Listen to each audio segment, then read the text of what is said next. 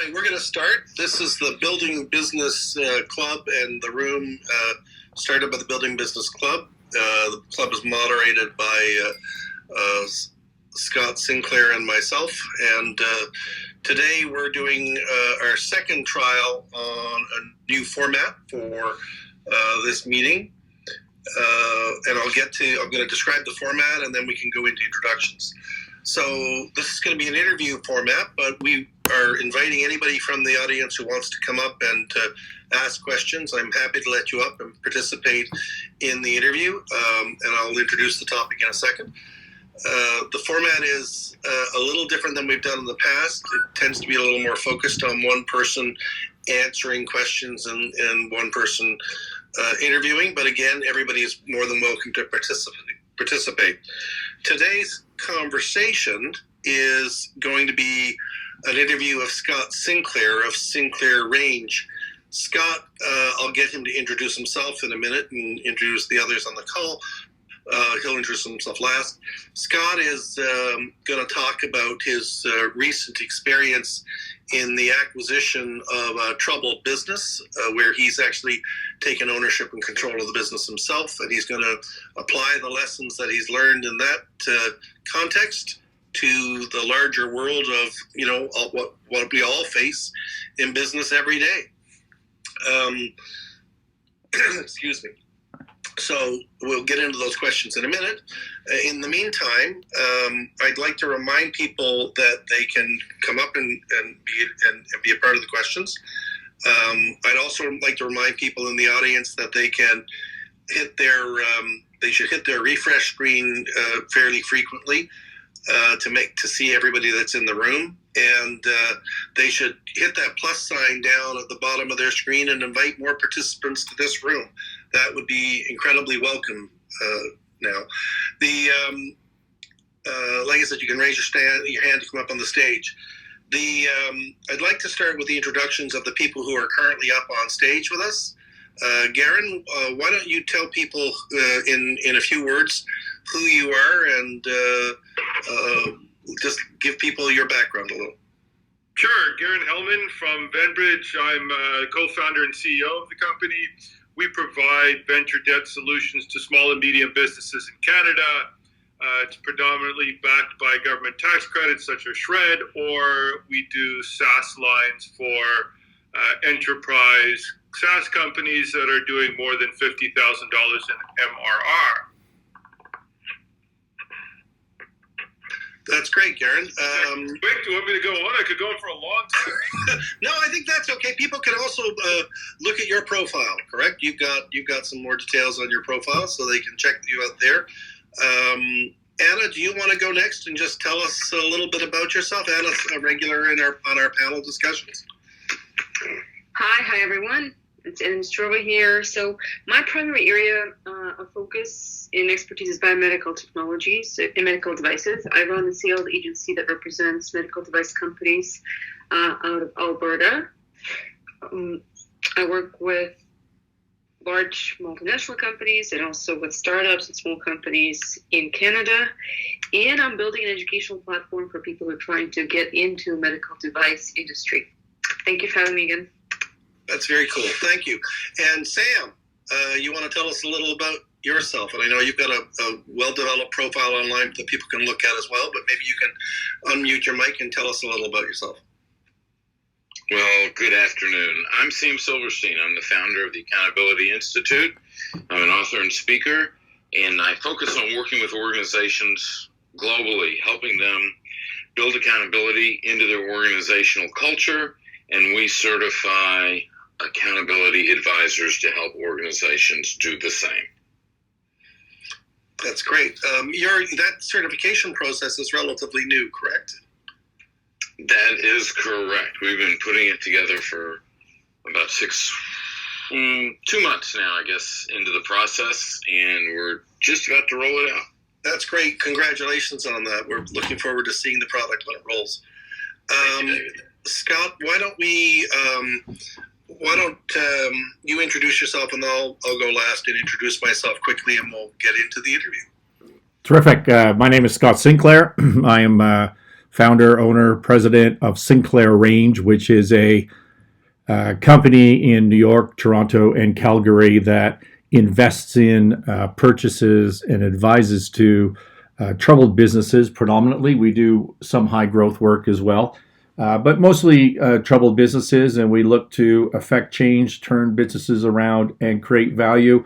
And as a result of buying these businesses, I am also CEO of a number of different businesses. I think most active right now, off the top of my head, in addition to Sinclair Range, would be Roofers World, a producer of tools for the roofing industry in Ottawa, Canada. Novanni Stainless, which I think you're going to ask about today, which is a stainless steel sink manufacturer north of Toronto, Canada.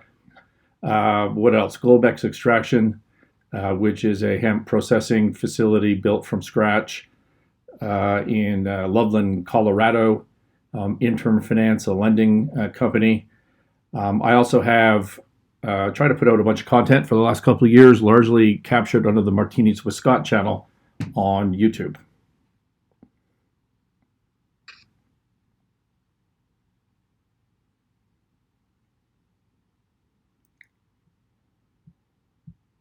David, you're on mute if you're talking there. I was talking. I pushed unmute and it must have hit it twice. Fat thumbs. My name is David Cohen. I'm a partner at Gowling WLG in its Toronto office. Gowling's is a global law firm with offices in 19 countries around the world, and cities and countries. Gowling's has over, I think now we're almost 1,500 lawyers worldwide. I practice in the financial services and restructuring and M&A practices at Gowling's. I've also got some what they call a side hustle, some business on the side. I've got some corporate entities out there on the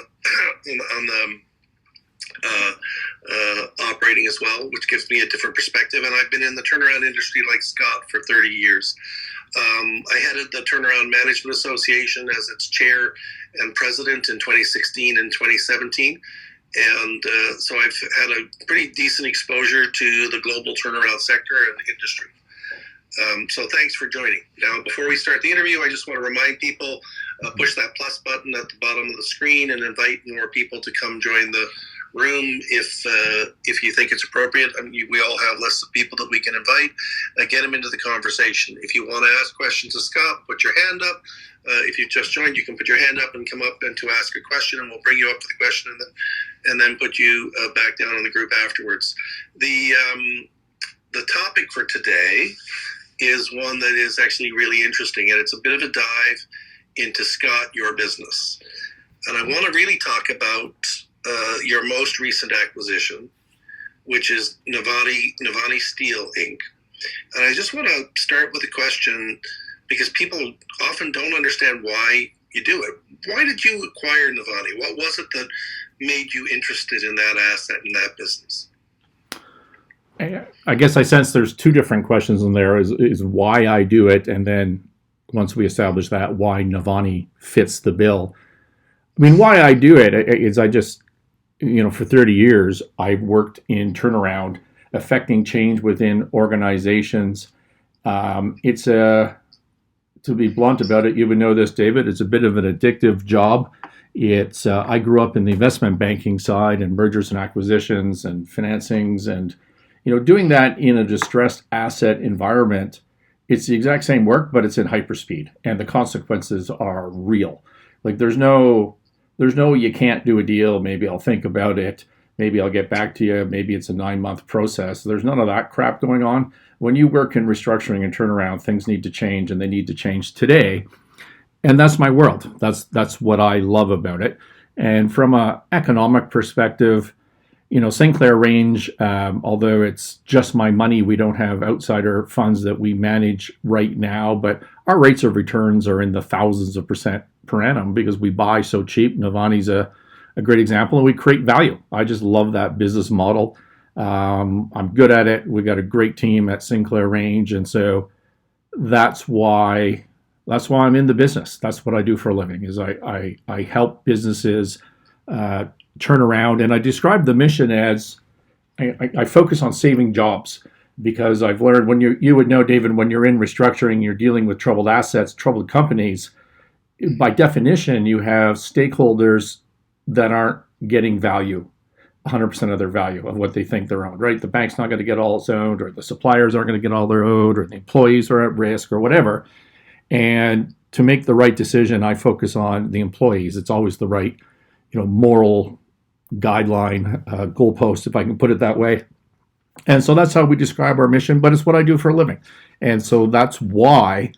And then I guess your next question, David, would be why Novanni to fit within that, correct?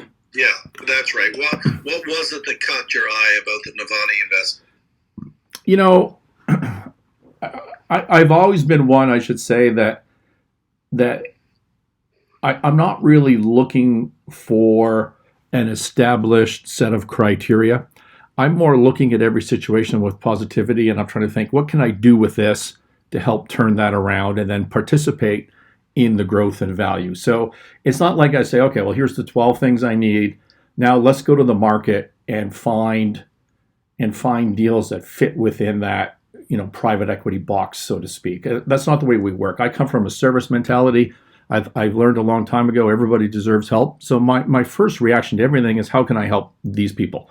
How can I help this company? And Novanni was no different. I got a phone call from one of the two shareholders who I'd had a peripheral relationship with this fellow for a long time. He was a good friend. He's a good friend of a family member of mine. I didn't really know him that well, but anyways, the reference came through the network, so to speak, and I got a phone call. And I remember, David, you'll laugh because we live in the same neighborhood in Toronto whenever I get back to Toronto, but I was pacing outside of Creed's coffee shop there on DuPont on my cell phone. And this fellow called me, and I took his call, and he said, he told me the story, and what he was looking for was help to find a bank. Like, I need a lender. And the more I asked questions, the more it was just a disaster. I mean, the receiver was driving up the road, up the 400 from Toronto. Their lender was Bank of Nova Scotia. The company had been losing money for a long time. We had not hit COVID yet. This would have been early, like January 2020. And, to give you some perspective, the company, I won't give you actual numbers, but the company's run rate in revenue was about less than a third of what it was at the company's peak.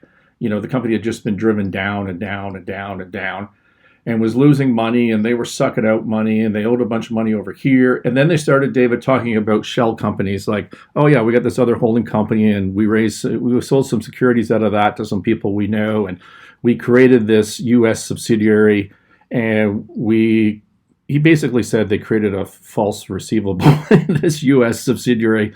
He didn't say it in those words, but that's what he was doing to try and get some financing. And I was thinking, well, I'm not going to recommend these people to some other lender. And in any event, it was quite clear to me he'd been trying to finesse this thing in the marketplace for over a year. Like, I just didn't want to touch that. So I started asking, and there was withholding tax issues, priority payments to the governments, that sort of stuff. Like, there's a lot of issues, environmental problems. So I started asking him, I said, what you're not going to get financed. And by the way, he needed to close, Friday, one of those kind of stories. And otherwise the receiver was coming in. So I started asking him what he needed and what was important to him. If you picked one thing that's most important to you personally out of this situation, what would it be? And he thought about it, and he said, it's the personal guarantees. This fellow was late 80s, maybe even 89, not active in the business. He was 50% shareholder living in Vegas, whereas the other 50% shareholder runs the place. They're both on the hook for personal guarantees. They're sucking a bunch of money out. And he just, at that point in his life, he doesn't want to have his house on the line. He doesn't want to have his vehicles on the line. He doesn't want any of that trouble. And that was the most important thing to him. So I had him send me some information, and I got back to him, and I said, look, here's what we will do. I'm not going to lend into this situation where you're financing a bunch of old stuff. I will buy out the bank. I'll pay the bank. I'll buy their debt security. I will release you from your personal guarantee so you no longer have that issue. And in exchange, you give me all of the shares for free. Plus, you got this this neighboring real estate worth some money, you give me that as well. And that was the essence of the negotiation. And we got that was to make the guarantee go away. My promise to them was I would buy out the bank, who's obviously not going to drop the guarantee. But then when I own the debt security, now they owe me the money, and therefore I have the personal guarantee. I will release it. In exchange, they give me the shares. Perfect. So, okay. Well, I mean, so you had a distressed opportunity. You had a fairly good picture. Yeah, they had balance sheet problems. They had operational problems. They probably had some deal fatigue and leadership fatigue problems. Let's just pivot a little bit to sort of, so you cut the deal, you negotiate, you close it. You've done your due diligence. You've been in the facility. You've taken a look around. You've probably had a look at the employees. You get there on their first day. What were your first objectives in the company? I should go back and correct you and say I did none of those things. Oh, geez. Okay, sorry. Okay, so you didn't hire counsel, clearly. Well, if I did, I wouldn't listen to them, as you well know, being my counsel. But, yeah, but I met this fellow in January. I started talking to the bank in late January. They were on side, obviously. We needed to do some due diligence, and then COVID hit. And so when you're buying a company like this, what are you focusing on? Well, you're focusing predominantly on asset value. What I want to do is I want to step in day one and not be in a negative position. I want to know that the assets are worth more than what I paid or roughly the same. And I want to know that I'm not losing money every month, right? So that I'm not negative on this thing. And so I said to the bank, look, I need to get my arms around this. And here's some of the problems. It's now March 2020, and this company hasn't done any accounting since June 2019. There's no financial record. But let's fast forward. So we now understand that you flew in largely blind, except for what you saw on paper and heard in conversation. So you arrived the first day. What are your 3 or 4 top objectives? The first day, the top objectives, and it really has nothing to do with Novanni. This is always the objectives whenever you're trying to deal with a troubled situation. Unique to acquiring that, number one, you want to secure the assets. You want to make sure that minute one or the night before people are walking out the door, that they're not stealing customers, they're not stealing your receivables, they're not stealing your inventory, right? You need to secure stuff day one. That's consistent with any change of control, troubled or not troubled. Number 2, you need to talk to the people.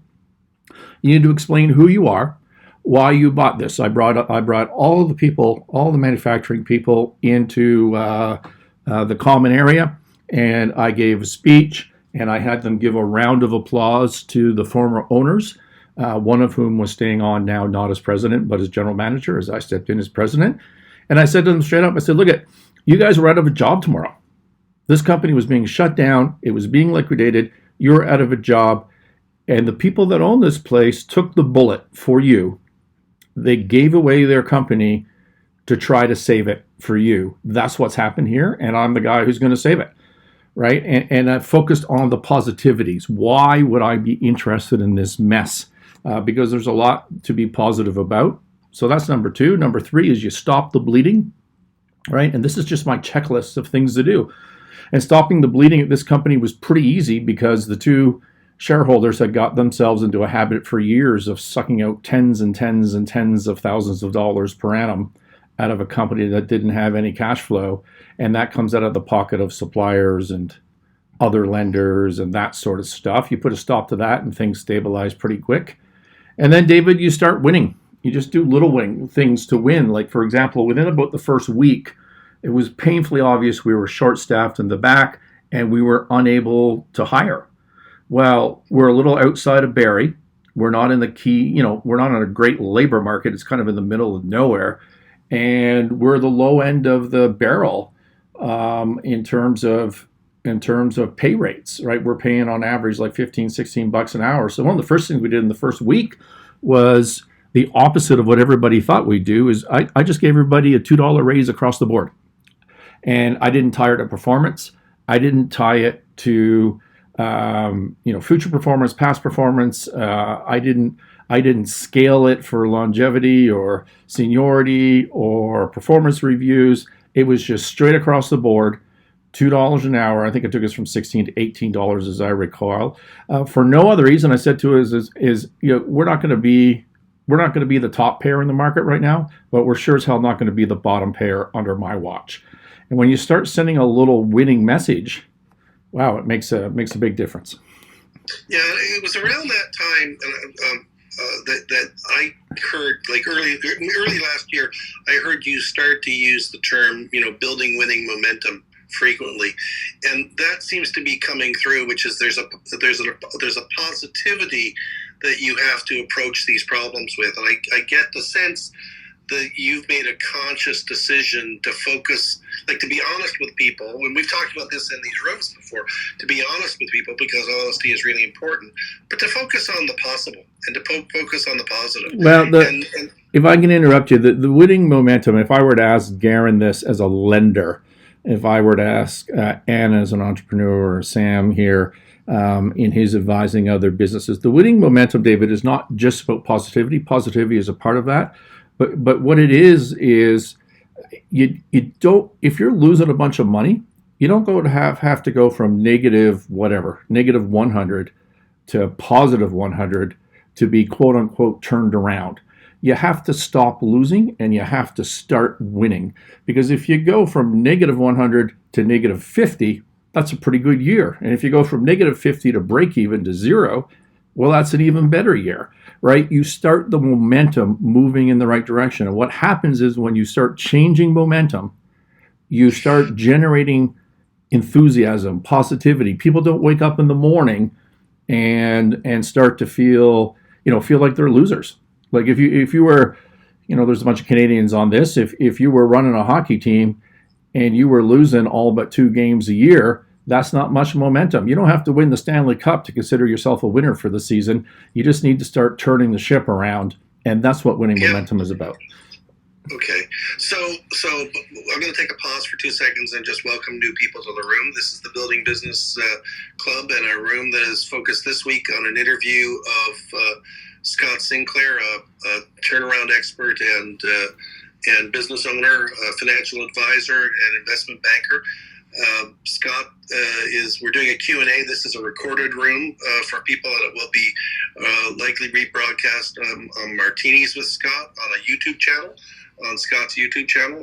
I'd ask people to push that plus sign at the bottom of the screen and invite their friends to join the room now while we're ongoing. We can do that.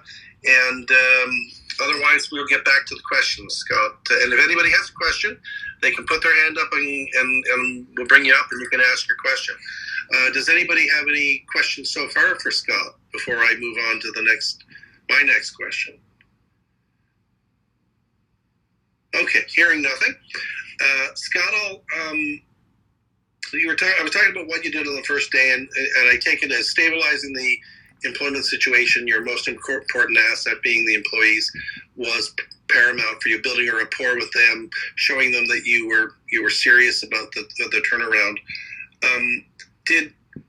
What about day 2, day 3, day 4? How did your objectives change as you moved through this process, and how quickly did they change? Because people generally need to understand how quickly this stuff moves. So can you give us any insight?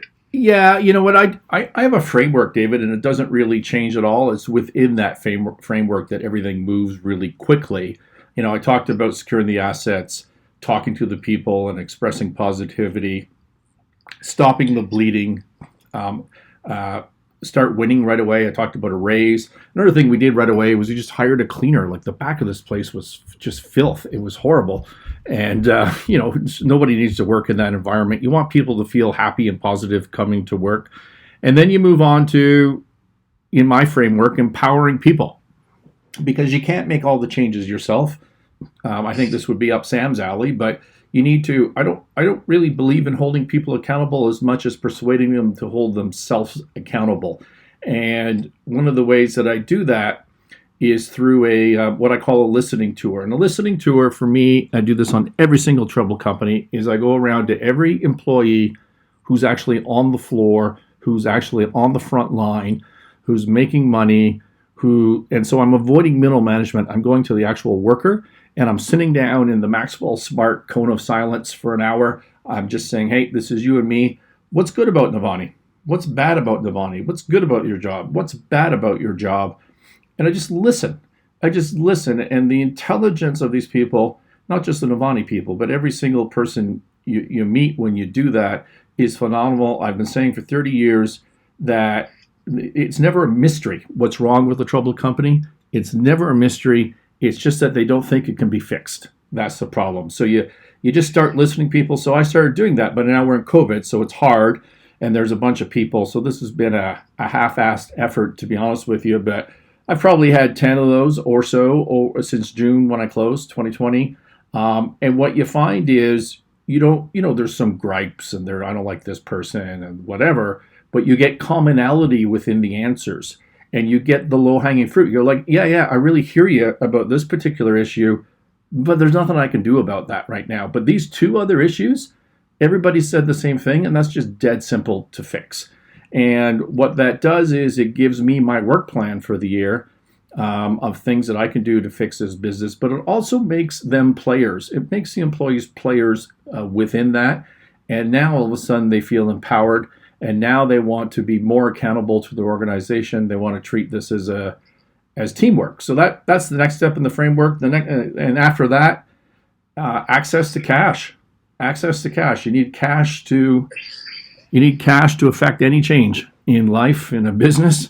And so we worked on that. We did a balance sheet restructuring, as you know. We've sold some redundant real estate. We've got the accounting sort of working the way we want, sufficient that I could now bring in a new bank to pay me back for buying out the old bank because I just did that out of cash. And then lastly, make money. Make money. So those are my frameworks, and they don't change. You said something about that, and I want to go back. I'm going to rephrase the question that I thought about earlier. You said something about going into that cone of silence. Get smart. People our age will remember that. The cone of silence with them and just sitting down and having a frank conversation. That's something you can do as a financial advisor. But as a news boss, do you find more resistance to that? And then more broadly, the actual question underlying that is, what's the difference between being the financial advisor or the turnaround specialist versus being the boss? Well, I think it's the opposite of what you said. I think it's way easier when you're the new boss and the new owner. It's help me help you. It's just help me kind of pitch, right? It's you're valuable. You know what's going on. I want to hear from you what your thoughts are on improving this business. And I'm the owner. I'm not some consultant who's going to package this and resend it back to the CEO, who's then going to figure out who told them that and reprimand them, right? That's what happens when you're a consultant. If you're the owner and the president, you don't have that problem, and you can start to build trust. And it's slow, man. It's really slow. But then the first person, the rumor gets out on the floor. In this case, it's a manufacturing plant. And then the next person, the rumor gets out on the floor. And all of a sudden it becomes a thing. All of a sudden people are reaching out to you because they want to talk to you. And then you just get into these battles. You get into these battles with middle management and senior management that were already there because they're trying to put a stop to it because they don't want to be shown as being bad. So then they fight. And you got to get through that. I got pissed off one time, and I flew to Toronto, and I drove up there, and I held a meeting, all hands on deck. I gave a speech, and I had Ashley send me up a pyramid, a prop toy pyramid, and I held it up in front of everybody, and I said, this is a power hierarchy. That's what it is. It's a pyramid. And when we're talking about financial matters, turning around companies, leadership, I'm on the very tip of this pyramid, and you're on the very bottom. And then I turned it upside down. And I said, but when it comes to making sinks, I'm at the very bottom. I have no idea. I don't know the market. I don't know how to manufacture. I don't know anything about steel and the commodity and the quality control. You're at the top. If you're not telling me how we do this better, how the hell are we going to know? Right? You need to communicate with me, directly to me.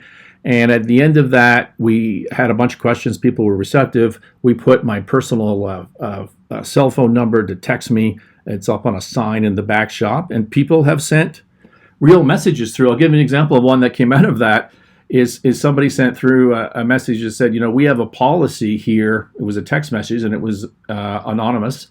And it said, we have a policy here that says that we don't pay sick days, right? Which is, I found out, consistent with manufacturing practices and policies up in that area. They don't pay sick days. And then he said, during a global pandemic, maybe that's not the smartest policy. Maybe we're encouraging people who wake up in the morning feeling a little feverish to have to come to work anyways. Maybe that's not a smart thing for us to be doing as a company. And I thought, wow, you're dead on. So the next week we changed that policy. Now they get, I don't even remember the solution, but 2 or 3 days paid sick day. And I made a point to say it came out of someone texting me. And then the guy happily put up his hand during that meeting and took credit for it. And everybody gave him an applause. And that's how you start just building momentum and empowering people.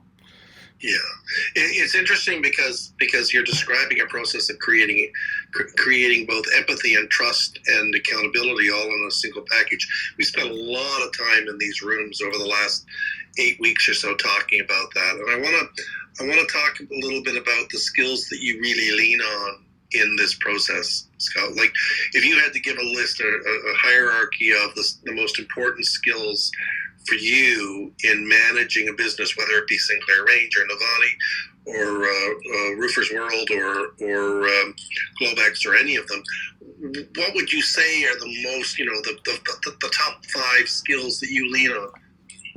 Well, as you would know, David, I grew up on the financial side of this. I'm an accountant by trade. I grew up in investment banking. I've been doing troubled company financial work, refinancing, restructurings forever.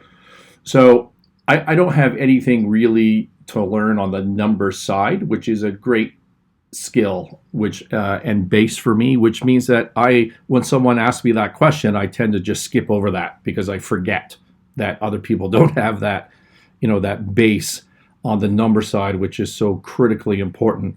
So beyond the numbers, I'm just a huge student and believer in persuasion, right? In convincing people to follow a path, and in leadership, and the leadership is, here's the direction we're going. It's not a budget. It's not a hard number. It's not something you can be held accountable to. Sorry, Sam, you can jump in on that if you want. But it's the shining lighthouse off in the distance, and we're going in that direction. And persuading people to come with me, being employees, stakeholders like the bank, suppliers, customers, everybody, that we're going in this direction. And that's I think the most important thing for me, persuasion. Right. And what do you think is the most persuasive methodology that you use? Like, to be candid, right? Because persuasion has a lot of different forms. There's brute force. There's the consensus building exercise, and then there's salesmanship. What do you think is the the brute force is manipulation, and I'm not even saying that in a bad way. I'm not saying I'm above that by any stretch, but that's not really persuasion. That's not really what I'm talking about. To me, persuasion, the rules of persuasion are getting someone's attention, number one. So if you're dealing with a turnaround, you have their attention. So that's so easy, right? I have the attention of the employees because their jobs are on the line. We have to succeed to save their job. I have the attention of the bank because we owe them a bunch of money.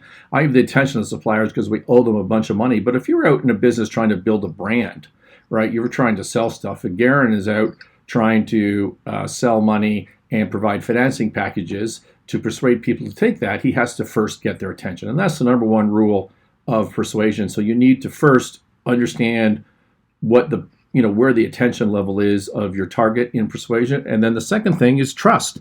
That's the second rule. So attention and then trust. And I believe in this concept of a trust bank. Like if I walk into Novanni day one, what is the trust level of the employees with respect to me? Well, it should be 0 or maybe even negative because they're Northern Ontario guys and gals, and you know how they are, right? They're skeptical. It's a very much a show me culture up there.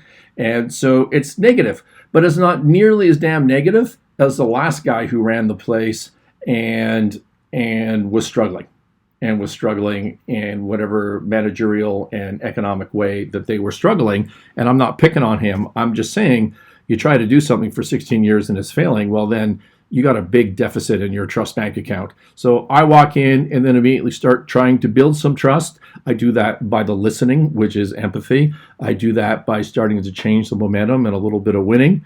I do that by over communicating. These people had never been given financial statements before, and I don't hand out financial statements, but in my what used to be monthly and will be again soon employee addresses, I talk about numbers, high level numbers. I give them the actual, here's what we're selling, here's our margins, we're making money.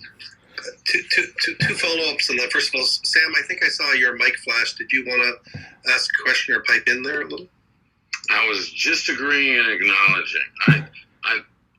I love that everything you've talked about is all about people, relationships, and it's not about equipment, assets, inventory, and I think that's just really powerful. So I'm just thoroughly enjoying listening to the conversation between the two of you. Good, thank you, and I appreciate that, Sam. Scott, it's interesting that the trust bank concept, which I actually talked about when I was teaching at Osgood, probably 1998 was the year I started teaching there, and I finished in 2005. It is so easy. The way I described it was, it's so easy to build up a big bank of trust in the beginning, and you can spend it all in a moment, and then it's really hard to refill that bank when you spend it all in the moment. So I really appreciate your reference to it, because it's an important thing to remember, that trust is hard to build and easy to lose.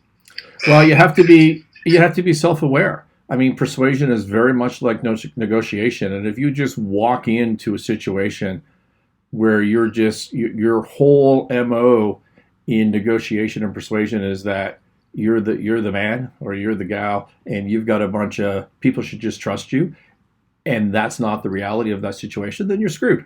You're absolutely screwed. On the other hand, if you're with somebody that you know and really trust, and you have a good relationship, you don't need to waste a month building up, deposits in your trust bank account.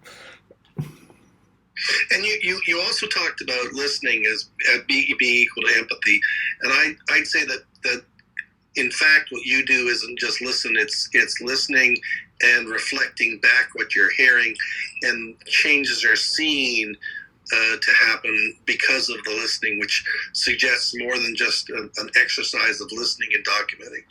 Listening is more than just sitting and listening. It is listening, reflecting back, and acting on what you perceive to be the important elements of what you've heard. For sure. I mean, I think in persuasion, which was your question, I would refer to that as pacing and leading. Right. And there's the idea of, you walk into the bank when you're in trouble and you owe them money. What you don't want to do is walk in and say, listen, guys, you're really overreacting to this. Everything is awesome and it's all going to be fine. That's the wrong message. The right message is, hey, I just bought this company and oh my God, it's a mess. I can't believe they haven't done their accounting, for 6 months, and it's really underwater. And here's all the bad stuff. Here's the stuff you don't even know. It's even worse than you think it is. And then here's what I'm going to do about it. And here's how we're going to fix it. Here's how you can monitor that. The first part of the message is to not get their backs up, because people come in and they think, well, okay, this company's in trouble. And if the person says to them, it's not in trouble, well, now there's an argument. But if the person says to them, it's in more trouble than you think, but it's fixable, what's there to argue with, right? That's called pacing and leading.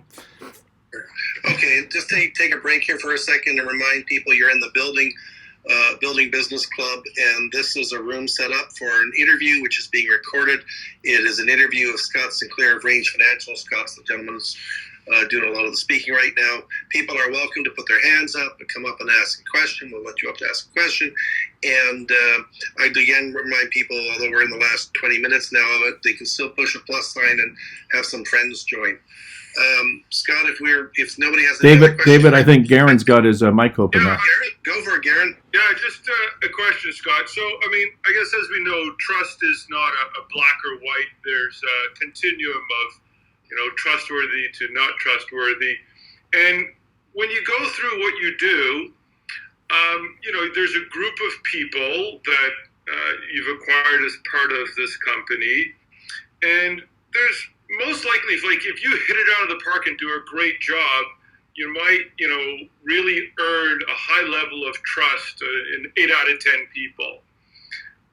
For those other one or two that, for whatever reason, it's not possible to earn their trust or to win them over or for them to believe in your vision or, basically just not get on board. How do you identify those people and what do you typically do in those circumstances? Amazing question, Garrett. So I firmly believe that there's a good chunk of people. Now, I don't know how to put math to that. I've always thought about this, but is it 20%? Is it 30%? Somewhere in that range. I'm going to say in the 10 to 30% of the employee base, for example, that just never, ever, ever, ever can get their minds around the fact that this company is now a successful company. They just can't get their minds around that. They will never get their minds around that. They're going to view everything with a confirmation bias of negativity, no matter what you do. And you got to get rid of those people. You got to give them enough rope to come around to hang themselves. But if they don't come around, you got to get rid of them. You got to get rid of them quickly. And if you're talking about employees, that's not detrimental to the business. But Garen, you and I were just on a file where I was an advisor, and that was the death of the file. Like I, for months worked to gain the trust of one key stakeholder, and it was just a dead end. It was just a dead end. So sometimes it's really, really consequential, and sometimes you just need to, if you can deal with it, you just cut it off. Yeah, thank you. No, I completely agree. And I've found that it's sometimes difficult to identify those people, but, as soon as you do identify who really doesn't come on board, it's important to take action as quickly as possible. Exactly what you said. It makes perfect sense. Thank you.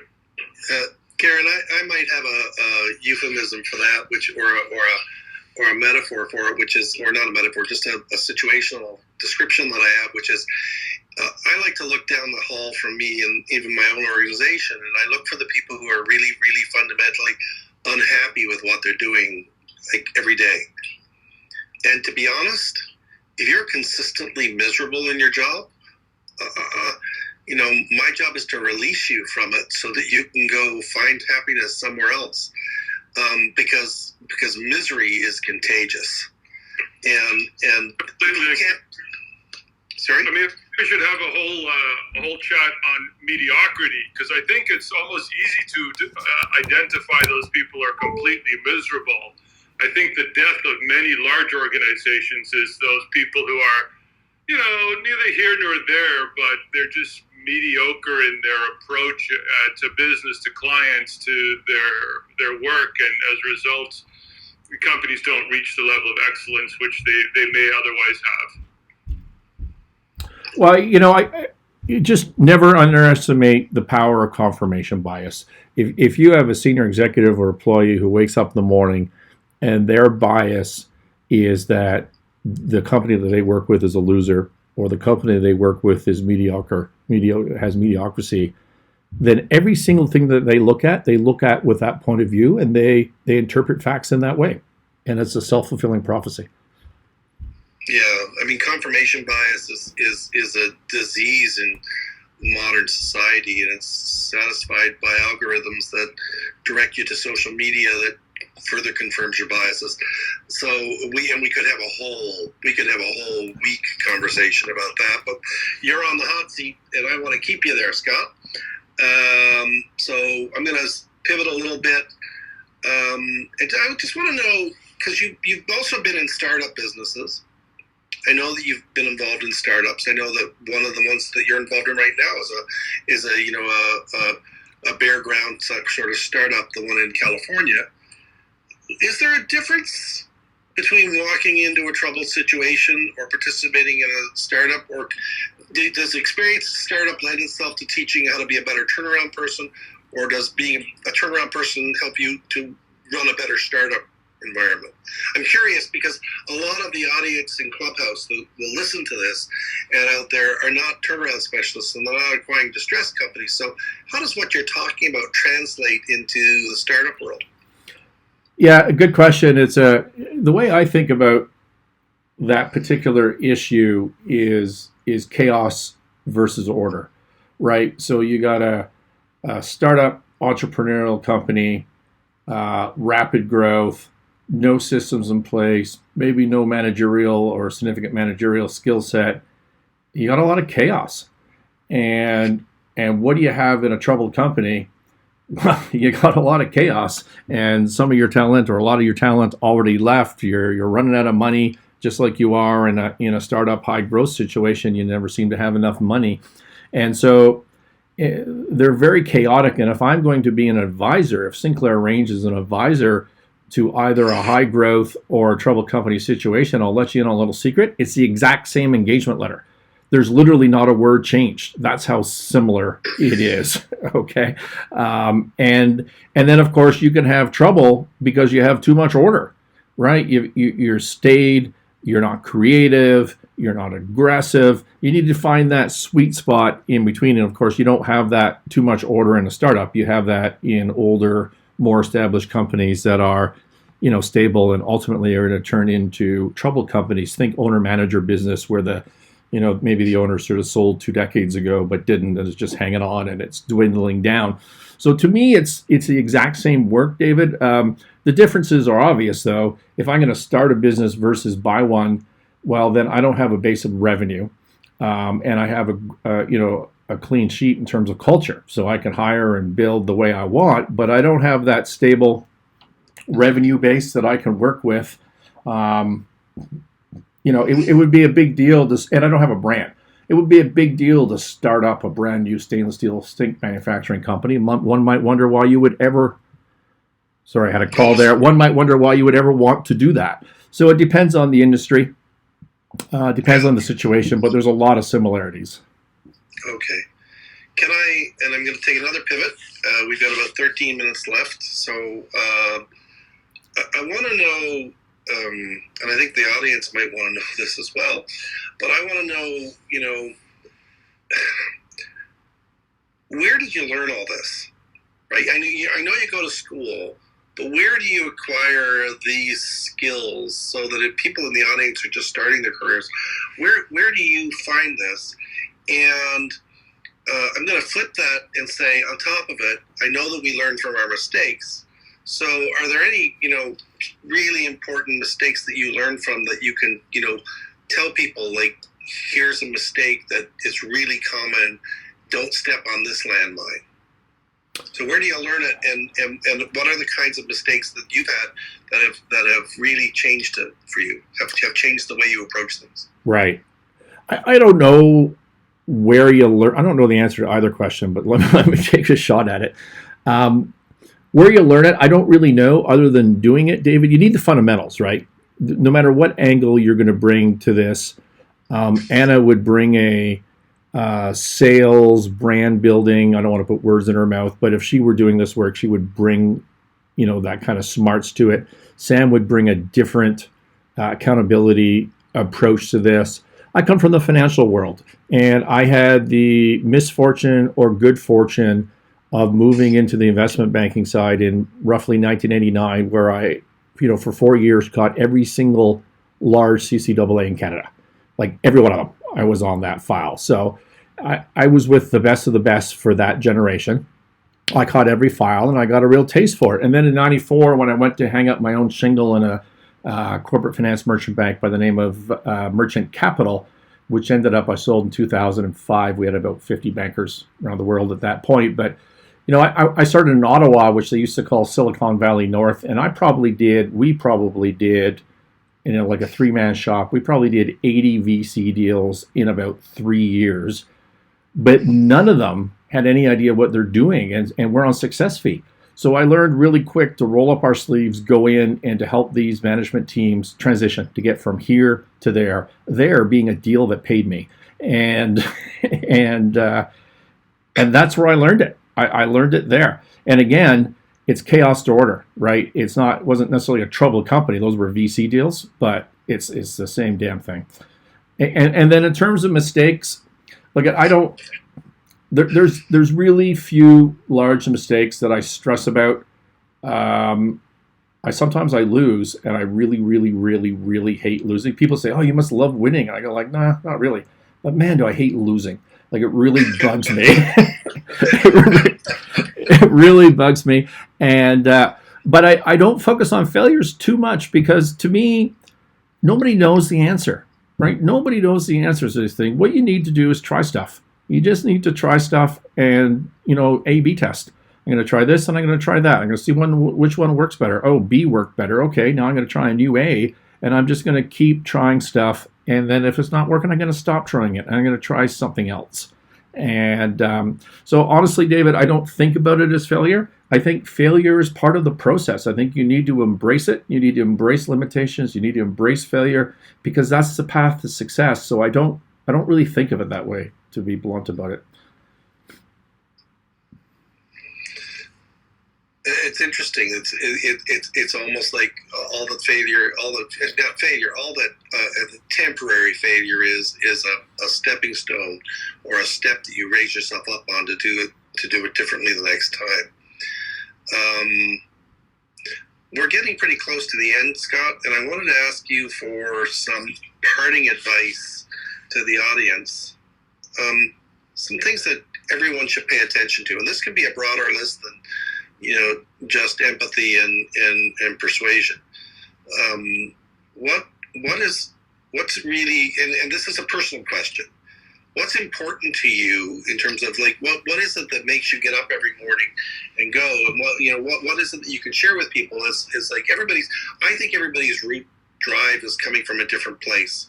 What drives you, and what do you think people should make sure they pay attention to? Because if they fail to pay attention to that, a lot of this is going to be hard for them, or not worth it. Wow, that's a lot to fit into the last 4 minutes there. Well, we got 6 minutes, 8 minutes, 6:52.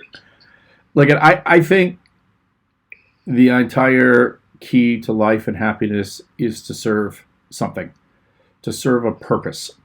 And a lot of people, as I do content production, social media, people ask me questions. They're always like, how do I find my purpose? How do I find my passion? And the answer is, your purpose isn't hiding behind a rock. Pick something. It doesn't even really matter what it is, because if you just put your head down and work towards something for a defined period of time, give yourself a month, give yourself 6 months, do the best that you can, other things are going to arise and you can amend your purpose. And your passion is built. Passion is not found. Passion is about winning, right? Like I can promise you that as a kid, I didn't dream about making stainless steel sinks. I have a real passion for drinking martinis at a bar, but that's not a good business plan. That's not a good business plan at all. Your passion is built. It's built through winning. Have a purpose, and then positivity, because you need to view the world from a success, positivity mindset. And I've thought a lot about why that is. And the answer is so you don't view it from a negative mindset. That's why you want to be positive, is so you're not negative, because negativity leads to fear. It leads to paralysis. It leads to insecurities. And you don't want that. You can't succeed with that. You need to focus on positivities. Nobody in their right mind would look at Novanni and think that was a cool business to buy. But I tell you, we've made money every single month since I closed in June 2020. It's been a great deal. Wow. Well, I don't know how we could end it any better than that comment. I think that we have the issue of shedding the negative and embracing the positive, and consistently embracing it through your whole life and everything that you do makes a difference. I think it was Chuck Yeager in his autobiography said that if you like something, if you really like doing it, you're usually pretty good at it. And that goes to the heart of what I said, which was, it's happiness that drives. It's happiness that drives performance. I think the cause and effect is wrong, David. I think it's backwards. I think when you're good at something and you start succeeding, you like it. I don't think it's the other way around. So something to think about for people. Yeah, I think there's a little bit of both of it, because you may not have been interested in making sinks, but you're interested in employing people and creating business and creating a space where people behave and act positively around you. So I'm not so sure. I think if you go back far enough, that your need to be surrounded by positivity and your need to be happy drive you into the business success. I know lots of people who are very successful business people that are miserable SOBs. Because they don't have a purpose. Because they don't have a purpose. They're going through the motions. That was what I was speaking to, and I think Sam flickered his microphone and was applauding you on that exact point. Yeah, and if you want to talk about purpose, that's a whole nother day. But I always believe that purpose is what brings you joy in the service of others. Your purpose always has to be connected to service, from my standpoint. Yeah, exactly. Can't agree more. Yeah. Hey, Anna, this was my first time ever being the interviewee. So I raise that to you, Anna, because my second time ever will be on your show this week, and I'm looking forward to it. Yes. So I think that we can safely close out the room for today, unless anybody has any further questions. Put your hand up if you want to ask Scott a question. Otherwise, we're going to close this down for another week. This is the Building Business Club, and this was a room where Scott Sinclair was interviewed about his experience in turnaround Novanni Steel and his broader experience in being happy in business and succeeding. Scott, huge thank you for participating today and for opening up your perspective. I think everybody in the room took a lot from it today, and I want to thank Sam and Anna and all of the others who joined us in the room today. It's been a very interesting day, and we'll see you same bat channel, same bat time next week.